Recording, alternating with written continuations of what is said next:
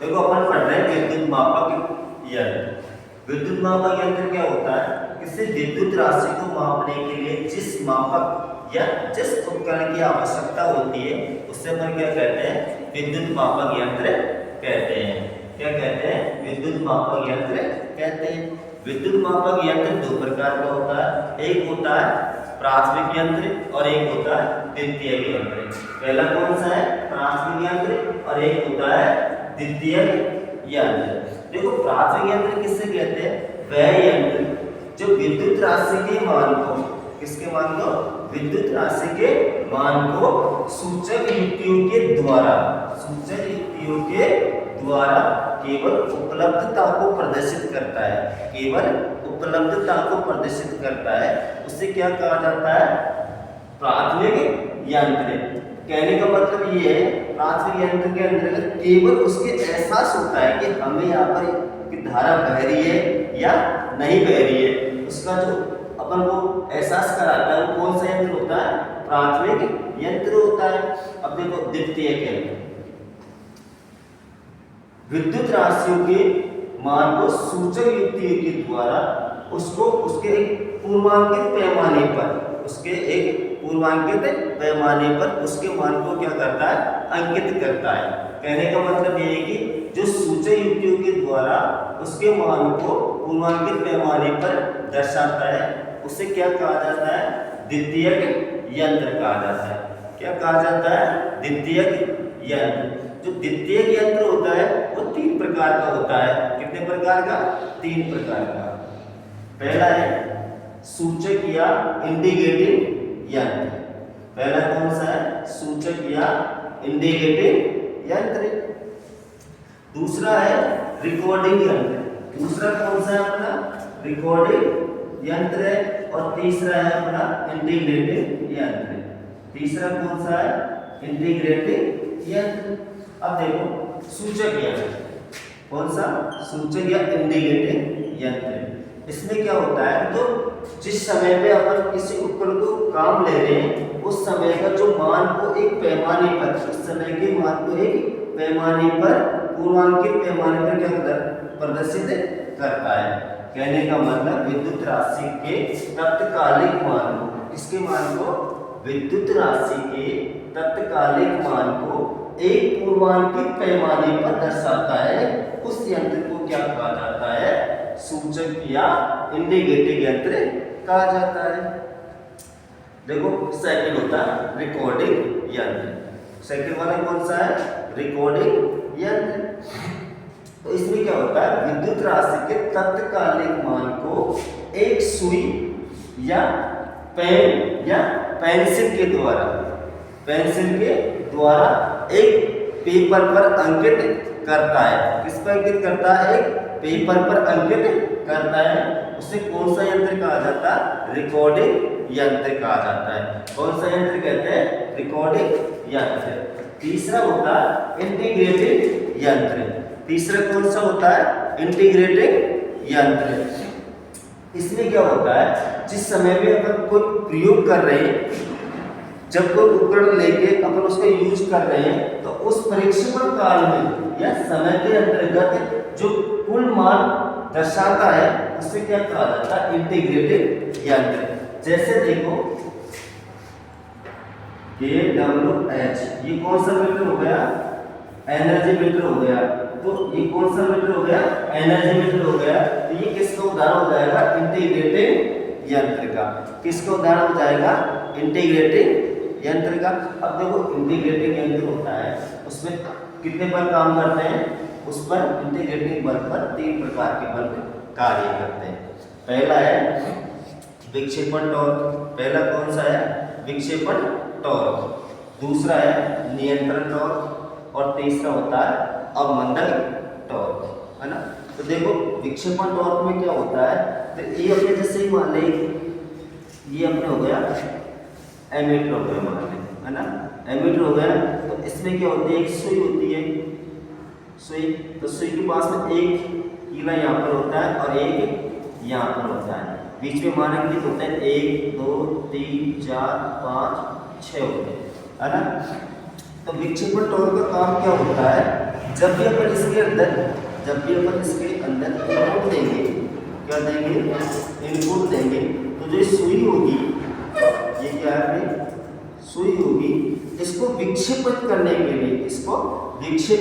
के लिए जो बल की आवश्यकता होती है उसे क्या बोलते हैं, विक्षेपण टॉर्क कहते हैं। मतलब सुई को विक्षेपित करने के लिए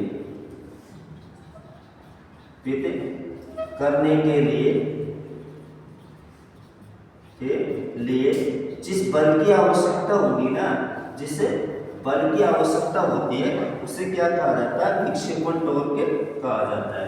उसे क्या कहा जाता है, विक्षेपण टॉर्क कहा जाता है।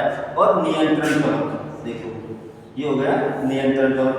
जैसे ही अपनी सुई विक्षेपित टॉर्क के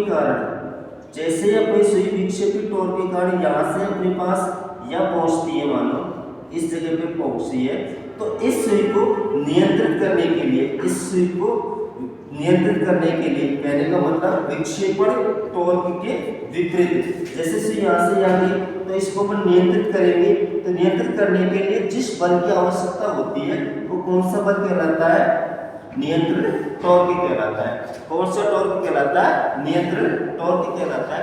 अब देखो नियंत्रण टॉर्क होता है वो अपने दो प्रकार का होता है। पहला होता है स्प्रिंग नियंत्रण टॉर्क। कहने का मतलब अपन यहाँ पर स्प्रिंग लगाकर अपना जो नियंत्रण बल उत्पन्न करेंगे तो वो कौन सा जाएगा, स्प्रिंग नियंत्रण टॉर्क होता है। और दूसरा होता है गुरुत्वीय नियंत्रण टॉर्क। यहाँ पर अगर अपन मान ले गुरुत्वाकर्षण बल लगाकर इस सुई को नियंत्रित करेंगे विक्षेपण बल के विपरीत, तो वो कौन सा हो जाएगा, गुरुत्वीय नियंत्रण टॉर्क। तीसरा होता है इसमें अवमंदक टॉर्क। तीसरा कौन सा होता है, अवमंदक टॉर्क। तो ये कितने प्रकार का होता है, 3 प्रकार का होता है। एक होता है वायु घर्षण अवमंदक टॉर्क, एक होता है एडी करंट अवमंदक टॉर्क, और एक होता है द्रव घर्षण अवमंदक टॉर्क। अगर अपन पहले नियंत्रण, अगर अपन यहाँ पर नियंत्रण टॉर्क का उपयोग नहीं करेंगे, अपन किसका उपयोग नहीं करेंगे, नियंत्रण टॉर्क का उपयोग नहीं करेंगे, तो अपनी सुई जो लास्ट स्थिति में टकराएगी, और टकराने के बाद क्या हो जाती है, टूट जाएगी। इसलिए अपन किसका प्रयोग करते हैं, सुई को मीटर की सुई को बचाने के लिए कौन से बल का प्रयोग करते हैं, नियंत्रण टॉर्क का प्रयोग करते हैं। अब देखो अवमंदक टॉर्क में अपने 3 प्रकार का होता है। एक होता है वायु घर्षण अवमंदक टॉर्क, दूसरा हो गया अपना एडी करंट, है ना, एडी करंट यानी भंवर धारा अवमंदक टॉर्क, और तीसरा हो जाएगा आपके घर्षण अवमंदक। कौन सा हो जाएगा, घर्षण अवमंदक टॉर्क। जैसे मान लें अभी अपन बात कर रहे थे, अपन ने बात की एमीटर के बारे में, ना, उसमें एक सुई होती है, ये वाली सुई होती है, इस पर एक यहाँ इसको रोकने के लिए होता है, और एक डंडी मतलब एक सिरा किला यहाँ पर होता है। तो इसको विक्षेपित करने के लिए, इसको खिसकाने के लिए कौन से बल की आवश्यकता होती है, विक्षेपण बल। कौन से बल की, विक्षेपण बल की, है ना। उसके बाद में इसको यहाँ से सुई को टूटने से बचाने के लिए कौन से बल की आवश्यकता होती है, नियंत्रण बल की आवश्यकता होती है। अगर मान लो सपोजिंग करो अपन ने जब धारा दे रखी है, मान लो करंट दे रखी है, अगर अपनी करंट धारा चली जाती है, उस स्थिति में सुई को अपनी पूर्व स्थिति में लाने के लिए, कौन सी स्थिति में, पूर्व स्थिति में लाने के लिए जिस बल की आवश्यकता होती है वो कौन सा बल होता है, अवमंदक टॉर्क होता है। कौन सा टॉर्क होता है, अवमंदक टॉर्क। कहने का मतलब जैसे अपन को इसमें इनपुट दिया अपन ने, क्या दिया इनपुट, अपना विक्षेपण आ गया इतना, है ना, अपना विक्षेपण आ गया, मान ले 6 आ गया, तो धारा जाने के बाद में इस विक्षेपण सुई को वापस इसकी पूर्व स्थिति में लाने के लिए, कौन से बल की आवश्यकता होती है, अवमंदक बल की कहाँ पर आवश्यकता होती है? पूर्व स्थिति में, पूर्व स्थिति में लाने के लिए, पूर्व स्थिति में लाने के लिए कौन से बल की आवश्यकता होती है? अवमंदक बल की। अब देखो ये होता है वायु घर्षण। अगर अपन इस सुई को किसके द्वारा? वायु के द्वारा लेके आएंगे। किसके द्वारा? वायु के घर्षण के द्वारा वापस लेके आएंगे, तो वो कौन सा होता है? वायु घर्षण। अगर एडी करंट के द्वारा लेके आएंगे हम लोग भंवर धारा के द्वारा उपयोग करके, तो उसको हो जाएगा भंवर धारा। अगर द्रव घर्षण के द्वारा लेके आएंगे, द्रव के द्वारा लेके आएंगे, तो हो जाएगा द्रव घर्षण हो जाएगा। ठीक है,